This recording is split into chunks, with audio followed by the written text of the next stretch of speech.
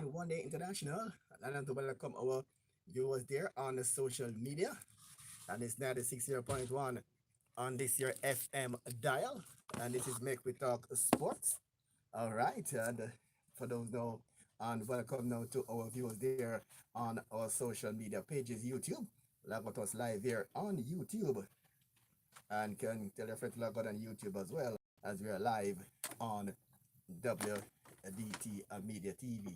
All right, and as per usual, we have an action-packed show for you again to know to our viewers on social media, and also we have results in the Barclays Premier League, and also Jamaica's local football league as well, and also the talking point in sports for the past couple of days when it concerns and also you and Blake will be there as well, and also when it comes to you and Blake and you said Bolt.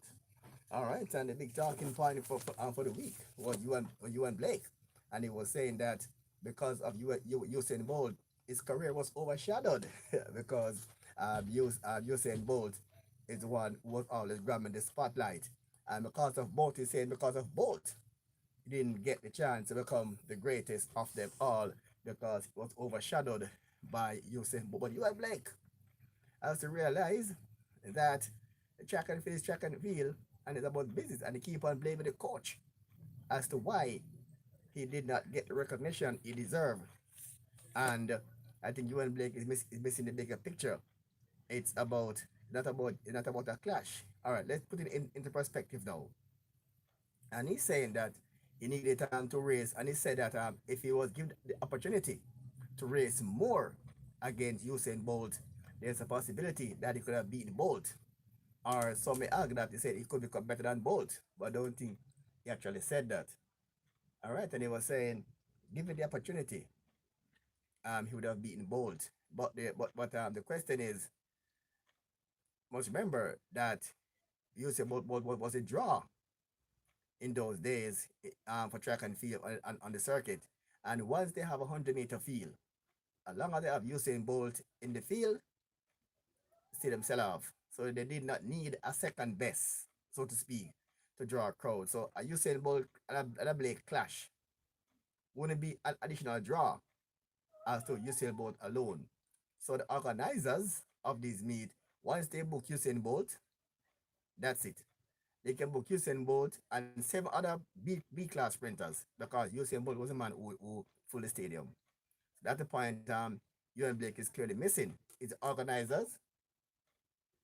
organizers and the coach should be that's best for the athletes. Okay, and Blake is of the view that his coach Glenn Mills preventing him from race more often against Usain Bolt, and he's contending that if he was given the opportunity to race against Bolt more often, he could have beaten Bolt, and that is not necessarily the case there for Mr. Ewan Blake. All right, that's not necessarily the case, and he said, given that chance, he could have beaten Bolt. But mind you,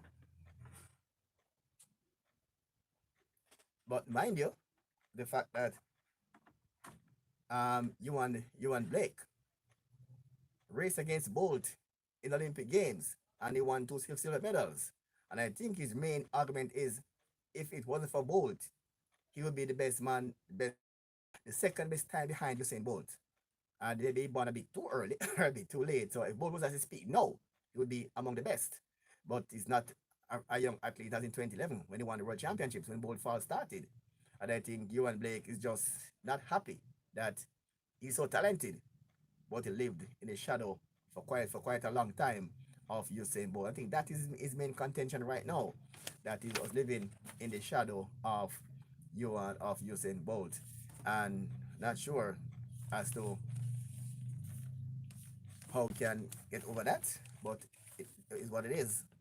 He lived in the shadow of Usain Bolt for quite a while, and that is what is main contention. All right, and that about Usain Bolt. Now some news now on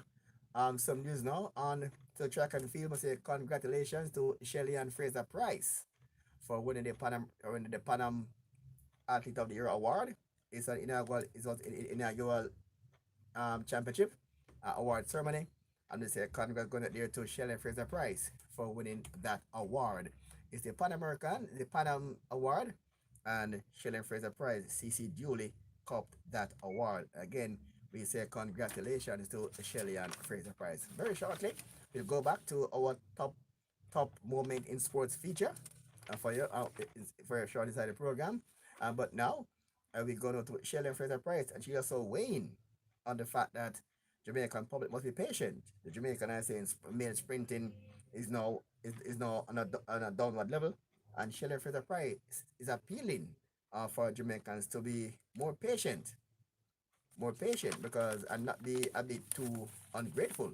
Because although the male sprinting is not what it was to be, it was under the Bolt era. She's saying be patient because male sprinters could emerge back. Just give some time so they can come back to do their thing. Shelley Fraser Price is asked to be patient when they come on to the male sprinters.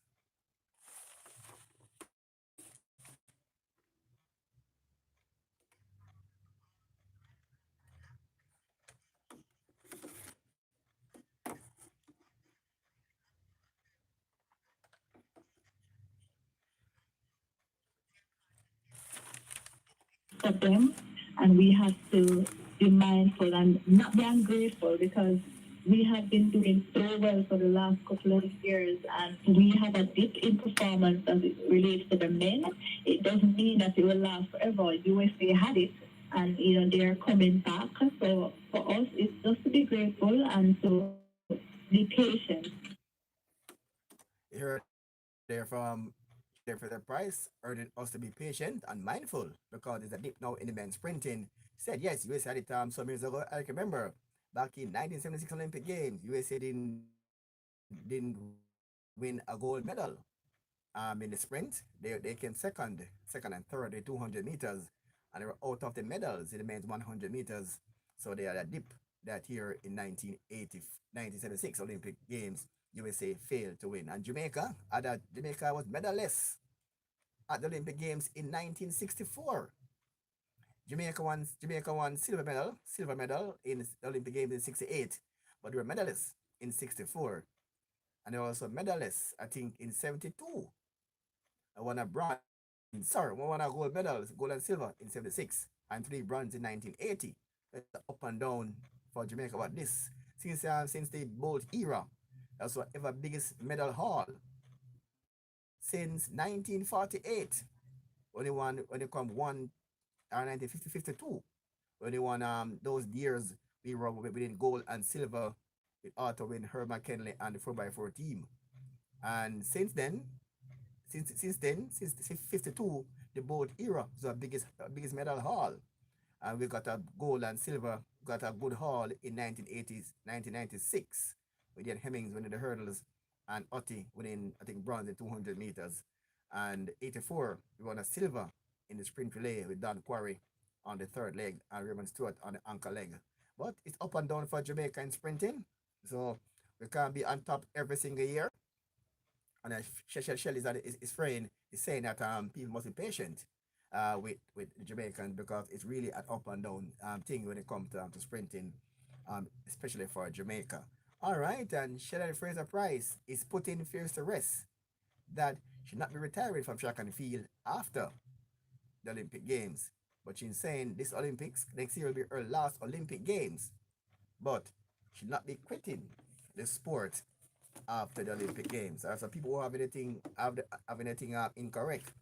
That's what she's saying. That she is not going back to another Olympic game. Here now from Shelley and Fraser Price. For World Championship and he did do well and everybody was all riled up and angry. But then he became honorable, you say both. So you have to allow our athletes to make that transition. Newspaper floating around that, calling me quits after 2020. No, that's not true. 2020 will be my final Olympic Games. I'm not doing another Olympic after this one because as there were no Olympic Games every 4 years.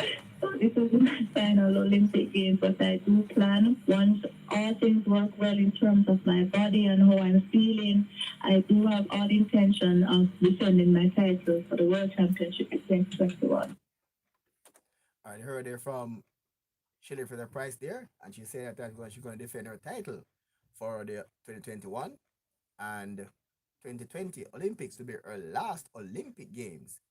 And that does not mean she's quitting the sports in 2020. All right, so they get that rumor out the way quite early.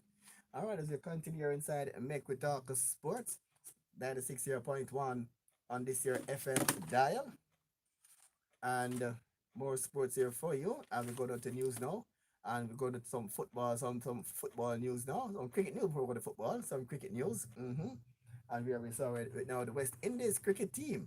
Wow, how often can we say that West Indies team is doing well in cricket, and they beat a top opponent this time around, and we can say they beat India in the first ODI, the first one day international, and they really made a statement and set Maya where they went down by 10 in one international, and where they went down 2-1. Now in the T20 rather, they went down 2-1 after winning the first one, and they lost two others to lose the contest and 2-1. So again, the West Indies are in a driver's seat at the moment. They need to win the second ODI on Wednesday to win the series. But can we win the series over India? That's a good question there. I'm hoping that they can win the series. Just win the second one day on Wednesday, and they'll win the series. All right, this is Make We Talk Sports here at 96.1 on this FN band, and we're still now. We're going to news now and now inside the community, and I must say hats off there to Shelly and Fraser Price again. From sure the sponsors there of the the Waterhouse Community Football League, and she sponsored that event for some time now. And Miles United, and Miles United, they say their accolades are numerous, but one Shelly and Fraser Price greatest accomplishment may be her commitment to helping her Waterhouse community stay in a track throughout the peace, throughout tolerance and peace. And the Olympic champion hosted the 7th annual Shelley and Fraser Prize football competition at the Fosca Oats Oval at Spanish Town Road, just across from Reneville.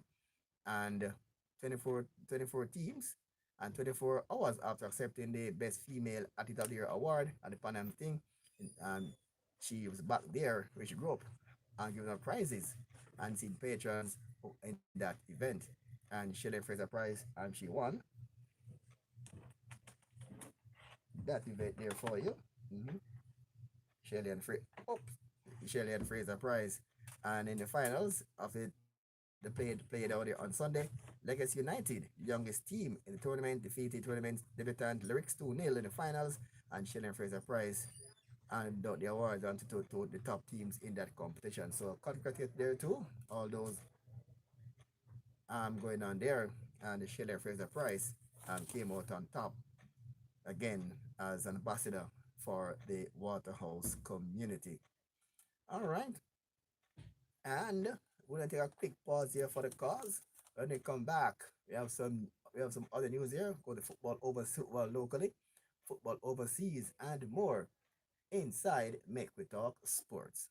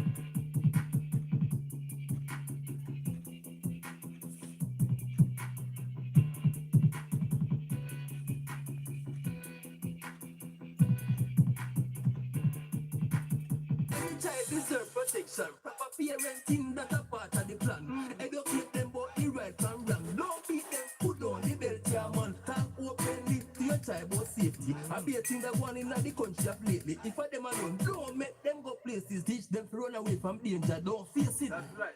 Protect the children, please. Me no want see no bruise on them knees. No, protect the children, please. Especially in a times like these. Why? Protect the children, please. May they bloom like flowers and trees. Why? Protect the children, please. Me I beg you no. Protect the children, please. Bullying need to stop. Corporate punishment that need to stop. Beat no with pot that need to stop. No let them alone all when the grill lock. Or read the child care protection act. Best interest and safety them have that lock. Family support them will help with that. A message from the Child Protection and Family Services Agency, CPFSA. Are you suffering from any common illness, such as diabetes, blood pressure, constipation, difficulty passing your urine, prostate, or pain in joints? Any problem with your eyes, such as blindness, cataract, glaucoma, and retina detachment, bleeding of eyes, pressure eyes, and dry eyes? Then go back to the herb. You can call Nurse Thomas at 876-433-4972 or 876-533-1297. Go back to the herb.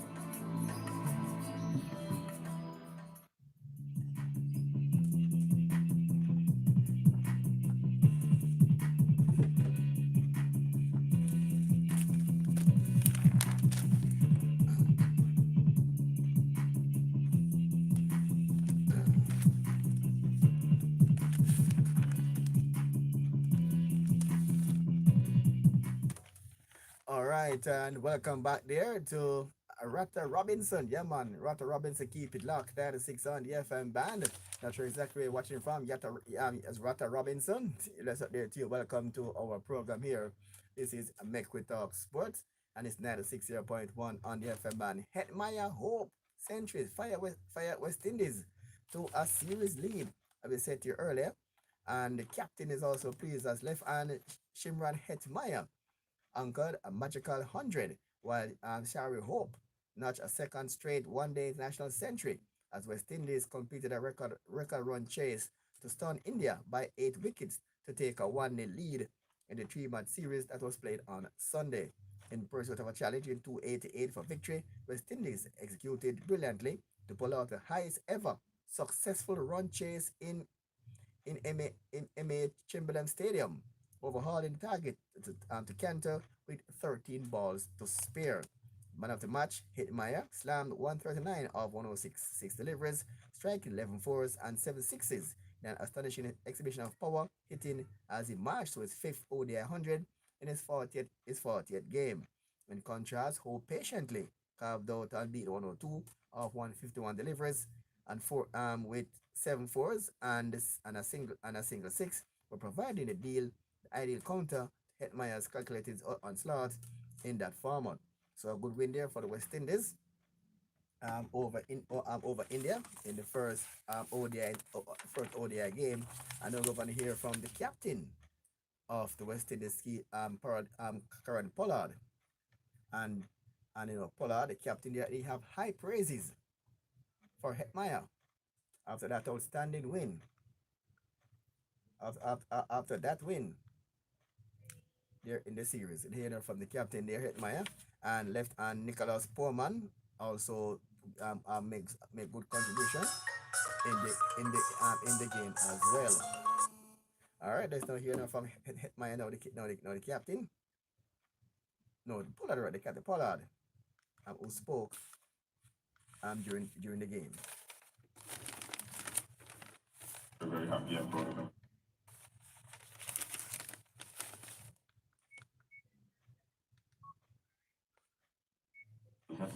He has been struggling, a bit, the last couple of, let's say, 9 months or so, and he has been under a lot of pressure. But as I said, it is about roles and responsibilities, and there's a situation of us, just trying to give him the understanding, of a role and a responsibility, as well. I'm on air. He's been around, for about 18 months or so. So yeah, I've had that taste of international cricket, and a guy doesn't come in international cricket and have 400s in the space that he did. So tonight he made that flip. So I think as a management group, I think we're very, very happy and proud of him. All right, that was Karen Pollard there for you, and he is the captain there of the West Indies team, and is very proud of Hetmeyer for that outstanding knock there, and to lead West Indies to their win over India and a record run chase in that stadium, and they take a 1-0 lead in the series. As I said to you earlier, we're hoping that they can win the second one on Wednesday, and at least win the series. All right, as we continue now on football now on the local scene, and it's quite a story here on the local scene where Mount Pleasant mm, have cut Waterhouse lead atop the Red Stripe Premier League. So Mount Pleasant they have chipped in to the leader established by Waterhouse in Jamaica's Red Stripes indeed, and at just 1 point, as coach Teagat Davis declared that they will not stop until they topple the Drewsland-based team. And Mount Pleasant and John Mullines United 4-1 in the game yesterday at the Constant Spring Field. And Cardell Benbow and Sulain McCullough put the visitors 2-0 up at the halftime before Kevin Isaacs and Kemar Beckford under the further strike the second half to make the game safe for the Mount Pleasant team. But it have been worse for newcomers. Beckford had converted a penalty in the first half. German designated Mullines' consolation goal 5 minutes from time after Tajay Dixon was fouled inside the area. But Davis was guided the team from mid-table to second when they took over from Donovan Duque in mid-September. Say there's no one to keep the pressure on the league leaders as much as possible. And so the Warriors there continued for the Mullines team, and they were told that there's a chat going on at the Mullines team, but the players and the coach, and what we heard, the players and the coach are seen eye to eye, as we heard so far on the ground, and that there is no ill feeling between the players and the coach. We just can't understand why this Mullines team, despite the financial issues we were told earlier, that after winning their first 6 games on the trot, or 7 on the trot, after 11 games, they are now without a win. And that's really a turnaround for this Mullines team. And they're now feeling the pinch, as some say in sporting circles, after a good start. And now they're down without a win. And Davis also praised his team for clinical and professional performance and urged them to maintain their standard whenever they face teams lower on the table.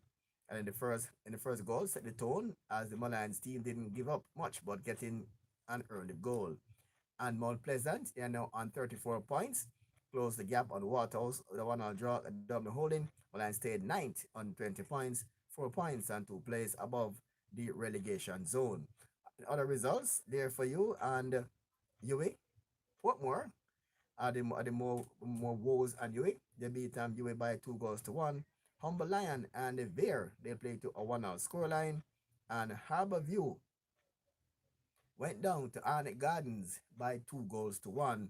And these are the results there for you in local Red Stripe Premier Liga. All right, and a football now overseas, and the Wolves over there in the English Premier League. Tottenham Hotspur, they beat Wolverhampton Wanderers by 2-1. Southampton went down 1-0 to West Ham United. Manchester United and Everton, they played to a 1-0 scoreline. Manchester City beat Arsenal by 3-1. And Liverpool as usual, and they beat that as a Mo Salah show that there for you. Mo Salah scored both goals as Liverpool beat Watford by 2-0. And Norwich City, Leicester played to a 1-0 scoreline, and Burnley kept Newcastle by 1-0. And the top table now with Liverpool is on top of the table with 49 points, and they're followed by the champions, that's Leicester on 39 points, now followed by Manchester City on 35, and come next we have Man City at 25, 40 of Chelsea on 29 points. We have Spurs on 26. And over in the drop zone in the Barclays Premier League, in 17th spot, you have Aston Villa just above the drop zone at 18 points, and Southampton's on 15 points. Norwich is in 19th spot on 12 points, and cemented in the drop zone is Watford with only 9 points and a minus 23 goal difference. They have a tall order if they ever to try to get out of that drop zone. All right, 96.1 on this FM band. This is a Make We Talk Sports here for you, and it's 96.1. And right now, I think we'll go back now to still here. And Tottenham Hotspur enjoyed a resurgence, yes, in the Premier League, while Arsenal and Manchester are winning. Only 4 points now separate the teams in the Premier League, but the recent fortune of every different of every of in the front are very different. Those Jose Mourinho has overseen Tottenham's climb from 14th to 5th in the Premier League, and John Vertonghen late goal ended Mourinho's start of 4 wins out of 5 by Silva 2-1 victory at Wolverhampton yesterday, along with the North London club for the host Manchester United. Tottenham are being held 1-1 draw, we told you earlier, and in a hat trick there, it seems to be on multiple players, and Liverpool now at 14 points ahead of the summit, but the defending champions are now 4 points behind second place Leicester for 1-1 draw on Saturday. So quick run up there of the Barclays English Premier League. All right, and we go back now to our flashback feature right now. Hmm. We call it flashback feature, and this is what we call it now. Um, a top moment in sports. Yes, a feature we call a top moment in sports. We'll take it back to 1984 when Jamaica's boxer Michael McCallum became the first Jamaican boxer to win a world heavyweight heavyweight title. Let's take you back to 1984. Michael McCallum, the body snatcher, winning the junior welterweight title.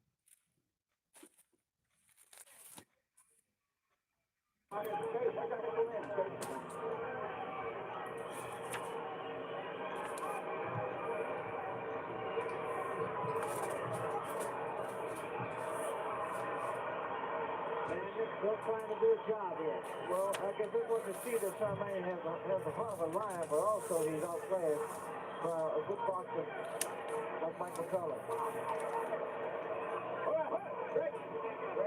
McCullough, meanwhile, is just 15 seconds away from a championship, rather, junior middleweight championship.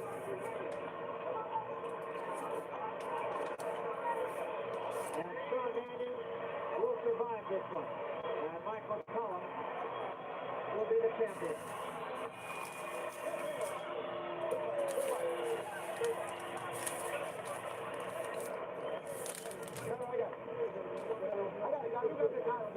So in the ring, I don't think there's any question about this one. Oftentimes you don't like to jump the officials and say, how's this one going to go? But in this case, I don't think there's any question about it. Class one out here. Well, I think the fact of the matter is they should have started by a 13 round. I personally feel. I'll take my head off to Sean Mannion. I mean, he stayed in there, but he was totally outplayed.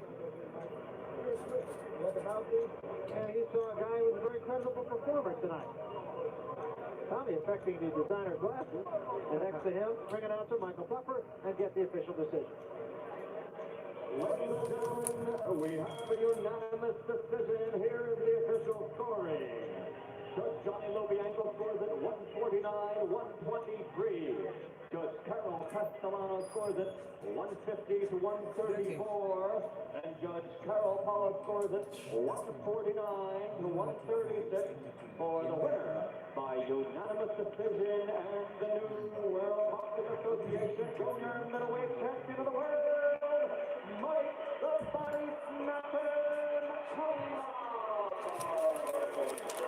The great two champions. It's good inspiration to all the other guys in the country, also to me. We have some great workouts in the gym. It's just that a little misunderstanding with the Duran fight. I felt that I'm getting old and number one contender for a year and almost a half. I need my shot. So the only way I can do is get out there, get my shot. Why couldn't you knock Sean Mannion out? Sean is a durable fighter, very tough. I knew before the fight, going in the fight, that Sean would be a tough fight. I haven't fight for about 8 months. And I think that have a lot to do with me. And I came back, I did 60 rounds. I think I'm proud of myself. A little bit of time I get a little bit reckless in the middle part of the round. But get myself back together. And there was no stopping there. I knew I had to win the fight. Jamaica, myself, Jamaica had been a champion a long, long time. I'm the first champion, and I'm proud of that. Thanks to you people, Jamaica. I did it. Thank you very much. And now back to Barry and Ray.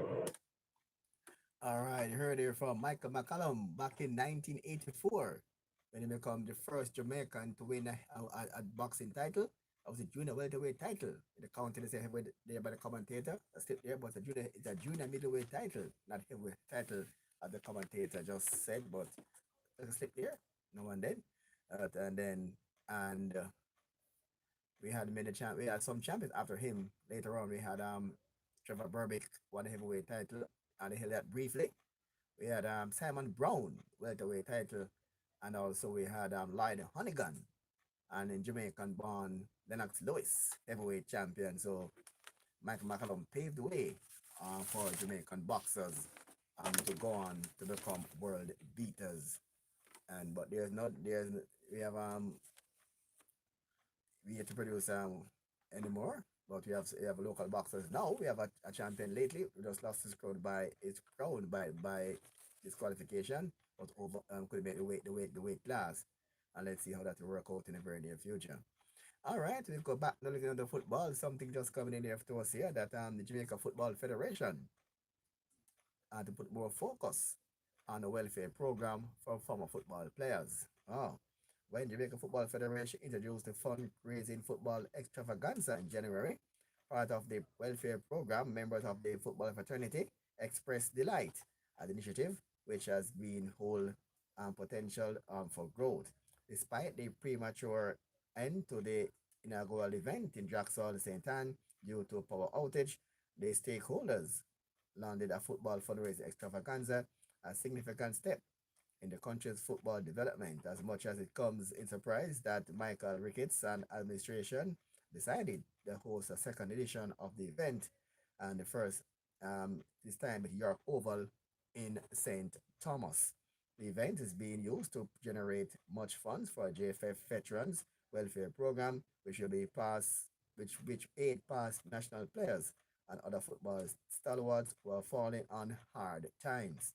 And but to ensure that the program is seamless, Ricketts revealed that its administration has put in place a structural committee that will take on the responsibility for ensuring that the country's governing body, football, reaches out to assist those in need. So it's a good move there by the Jamaica Football Federation to put on this program to help to assist past players. And a former former netball boss, Marvin Bernard, Denzel Wilkes, general manager of sports development agency, banker Peter Moses, JFF vice president Raymond Anderson, former national player Neville Oxford, and current Reggae Boy goalkeeper Amar Knight, have been so far confirmed to make up the welfare committee. So it's a good move there by the Jamaica Football Federation to look up for the players who are doing their best for the country over the years and has now fallen on hard times. So we're hoping that it will be sufficient for to help his former top players. All right, and Jamaica lost their first game in I think it was in the World Cup to Hong Kong, 3-0 in the badminton, badminton World Cup. And we lost out our first game there 3-0 at the hands there of the Hong Kong team. All right, and again, and also some news here on football again. Where that story there? All right, and there's been something there that Kasafa, they took a decision to take out Phoenix Academy team out of the under 10 football competition because it was said that Craig Butler offered to sponsor our part sponsor the tournament to the tune of 500,000 Jamaican dollars, and that money is not forthcoming. And as a result, the CASAFA decided to not to invite the Phoenix team to the tournament, and some may say they should not make because the sponsor, because the kids should be allowed to play but they're not the ones who erred in this case. So many are saying that that a good move by Kasafa, despite the fact that Mr. Butler has come good on occasion. Because remember when the former player needed his assistant, he did that well. And also a pass at the Saint FA had a similar issue with Mr. Craig Butler when it comes to making bold announcement and don't fulfill. But on other occasion, Mr. Butler made bold announcement and he did fulfill on many occasions, but it just come up short on these two occasions, the Saint FA and the Casafa. And people are saying that and the team should not be penalized because the head, Mr. Butler, did not fulfill his obligation, as he said, to offset the costs when it comes to provide a little bit of gears and other things for that team. All right, as we continue, I said, make we talk sports here, 96.1 on the FM band. And also, there been some grumblings in the netball circle when it comes on to the national program and coaches. And they're saying that the coaches did some drill. I think the drill is effective. I think the drill was to for the shooters close their eyes and take 3 shots to goal. And people are saying that it's a good drill, while some are saying that drill will not effectively aid in development. But they are saying that if you're a shooter and you can have a sense of where the goal is, it might improve your chances of scoring. And I think Janine Fowler, who is a 94% shooter in NZ League, and said she didn't do it, but I think they said she's saying that the drill is not effective. Effective, not sure what she said, but and some say she didn't do a drill. But players are complaining about that drill, and also my good friend there, Winston Nevers, who was part of the coaching staff, and they made some bold comment that indiscipline crept in when the team went to the World Championships and lost out the debate in the last four, and is getting the blunt of criticism. But many are saying in sports nowadays, no, nowadays, sports in general, normally when a sports team fail, the coach get all the blame. But in netball, when netball team flame, them blame the players. I'm not sure as to why what's the difference between netball, football, and basketball. So when a basketball team fails or a football team fail, a cricket team fail, the coach has to explain as exactly why the team perform below expectation. But if, over the years, when a Jamaican netball team go to our World Championships and fail to medal, there's always the players are they are not fit, they're not disciplined. You always hear that. When I ask some, but what nowadays Jamaican players nowadays they are now playing leagues overseas. I mean in England and Australia, New Zealand, and many of them say that some of these players now are now advanced than the local coaches. But I've been told now that some local coaches can't coach these players because they're not exposed to higher level of coaching in England, Australia, New Zealand. So when they come to Jamaica now, they're actually teaching these coaches what they've been learning in those clubs. So could it be a case where the reason why Jamaica netball is not going to number one after so many years? Could it be the coaches and not the players, as they want to believe, that Jamaican coaches need to upgrade some more so we can coach world class netball players? 'Cause what we are seeing now, the players who are now playing in NZ League are now advanced than many of Jamaica's qualified netball coaches. And that could be the reason why our netball is just setting just in third place for the last 40 years. We never get past New Zealand and Australia. Every time we go to World Championships, it's either third or below for Jamaica. Never either one or two. And it's kind of sad that 40 years the same. But unlike other sport like track and field now, we up and down. We may medal here, might flop 1 year, shot 1 year, fail another year, but that's up and down. But netball is consistently outside the top two for many years now. And I'm hoping that the coaching staff will address this one as soon as it unfolds. All right, as we wind down now to the end of Make We Talk Sports for another day. And just for recap here for you and of what happened earlier in the program. Shelley and Fraser Price is doing her wonders over there in Waterhouse when she sponsored the Shelley Fraser Price football competition. And we saw the 2019 finals tournament. We saw Legacy United, youngest team in the competition, defeating tournament's debutants Lyrics Corner by 2 goals to nil in the finals. And it was played over there at the First Coast Oval along Spanish Town Road, just across from Red Neville over there in the Waterhouse community. And the results of game played in the local Premier Football League so far.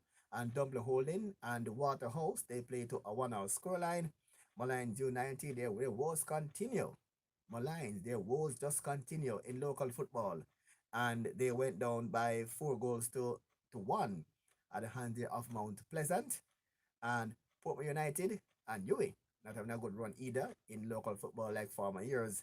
They went down 2 goals to 1 to Portmore United. And Humble Lion and Veer. And Veer is tipped not to stay next season. And Veer and Humble Lion, they play to a 1-hour scoreline. And Arnett Gardens without Jerome Waite, not doing too badly at all. And for a long time, we haven't seen Arnett Gardens without Jerome Waite. Arnett Gardens, they beat Harborview by 2 goals to 1. I'm wondering if we're going to see Jerome Waite at the next Premier League team come next season. I've never seen Jerome Waite coach Premier League outside Arnett Gardens. It'll be very strange to see Jerome Waite with the next team in Premier League come maybe next season. We'll wait and see. That could be a good thing for football. But Jerome Waite is a man of Arnett Gardens. And so we're going to see what will happen time around. Oh, all right, and in local football, no, football overseas now. Wolverhampton Wanderers, they went down by 2 goals to 1 to the hands of Tottenham Hotspur. And West Ham, they beat Southampton by 1 goal to 0. Everton and Manchester United played to a 1-hour scoreline. And Manchester City beat Arsenal by 3 goals to 0. Liverpool with Salah clipped Watford by 2 goals to 1. And Leicester and Norwich, they played to a 1-hour scoreline. And Burnley beat Newcastle by 1 goal to 0. And Liverpool topped the tables of around 49 points, followed by Leicester on 39, Man City on 35, Chelsea on 29, and Spurs currently on 26. And in this lower half of the table, in 17th spot, we have Aston Villa with 18 points, and they're followed by Southampton on 15 points. Then we have Norwich City on 12 points, and Watford is at the foot of the table with 9 points. And we also saw Shelley Fraser-Pryce is saying she's not retiring from track on the field next year, but she's going to run the Olympic Games next year, and 2021 want to defend her title and then take it from there. But again, we put it on this rumor to rest. Shelley Fraser-Pryce has no plans to retire from track and field after the next Olympic Games. And you heard there our flashback moment. We call it top moment in sport. We gave you the moment to Michael McCollum become Jamaica's first boxer to win a world title, and not to be confused that Bonnie Grant, right, in his time, he won the Commonwealth title back in 1966. All right, so Bonnie Grant for Jamaica. For those who might want to know about Bonnie Grant won for Jamaica a Commonwealth title. It's not a world title. It's a Commonwealth lightweight title for Bonnie Grant won that in 66. But in 62, beg pardon, 62. But Michael McCollum won the world junior middleweight title back in 1984 when they outpointed Sean Mannion from Ireland on the points, and that Bonnie Grant did. And also West Indies, they beat India by 6 wickets in the first one-day international over there in India, and West Indies make 291 for 2, and India went in first. They made 287 for 8. West Indies their biggest run chase ever at that venue. They made 291 for 2, and Hetmeyer made century in that encounter, and also did well. And again, and that's how we put a lid inside Make We Talk Sports, and it's 96.1 on this FM dial. All right, and again, just to remind, before we go, I say congratulations there to Tori Singh for winning the Miss World title. And again, congratulations to Shelley-Ann Price for winning the Pan Am Female Sportswoman of the Year Award. It was held in Florida over the weekend. All right, and that's how we put a lid. And I said, and again, the JFF is not planning a second edition of a welfare program to help players, national players who who are falling on hard time. And also, Walters Club recently they honored one of the most outstanding coach, Jeffrey Maxwell. Yeah, man, Jeffrey Maxwell wants to see him back in the Premier League. So he was honored recently by Walter Football Club. And we're going to see Maxwell back in the Premier League. So hoping that we can see Maxwell even at Manning Cup or Premier League. He's a good coach, mind you. And he was honored. And the first time Walter win a football title was under, one on the Premier League actually. It was under Jeffrey Maxwell. I think it's about 98, 99, not sure, but some year ago, Walter won the title under Jeffrey Maxwell. And he was honored by the club recently. All right, so on that note, I will come now to the end of Make We Talk Sports. Join us Monday, same time, same place for more Make We Talk Sports. I'm Dudley Thompson. And on behalf of the crew, have yourself a wonderful day and keep it locked to us here at 96.1 on the FM band and also on our social media pages.